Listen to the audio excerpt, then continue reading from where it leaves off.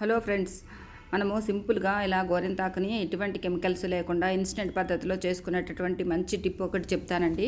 ఇలా మనకి తమలపాకులు ఉంటాయి కదా, ఈ తమలపాకుల్ని ఫ్రెష్గా ఉండే వాటిని తీసుకుని ఇలా చిన్న చిన్న ముక్కలుగా కట్ చేసుకుని ఇట్లా మిక్సీ జార్లో వేసుకోవాలి. తర్వాత పాన్ షాప్లో వాడే సున్నం ఉంటుంది కదా, అంటే కిళ్ళీలు తయారు చేయడానికి వాడే సున్నము, ఆ సున్నం కూడా 1/2 టేబుల్ స్పూన్ వరకు వేసుకోవాలి. తర్వాత ఒక 1/2 టేబుల్ స్పూన్ వరకు పసుపు కూడా వేసుకుని అంతా కొద్దిగా వాటర్ పోసుకొని మిక్సీ పట్టుకోవాలి.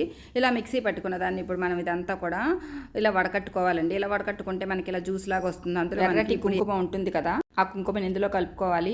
ఇలాగ మనకి మరీ లూజ్ కాకుండా మరీ గట్టిగా ఉండకుండా మనం ఇలా చేతికి పెట్టుకోవడానికి వీలుగా ఉండేలాగా కలుపుకోవాలండి. తర్వాత ఒక ఇయర్ బడ్ కానీ లేదంటే అగ్గిపుల్ల కానీ తీసుకుని ఇలా మనకు నచ్చిన డిజైన్లు ఏవైనా సరే మనం పెట్టుకోవచ్చు. అప్పటికప్పుడు మనకి మెహందీ పెట్టుకోవాలనిపించినప్పుడు, ఏదైనా ఫంక్షన్స్ కానీ లేదంటే పిల్లలకి ఏదైనా బర్త్డే పార్టీలు అలాంటివి చేసినప్పుడు ఇలా సింపుల్గా మనం అప్పటికప్పుడు గోరింటాకు పెట్టాలనుకుంటే ఈ పద్ధతిలో పెట్టొచ్చండి. ఇది చేతులు ఎక్కువగా వాష్ చేయకుండా ఉంటే ఒక రోజు ఉంటుందండి.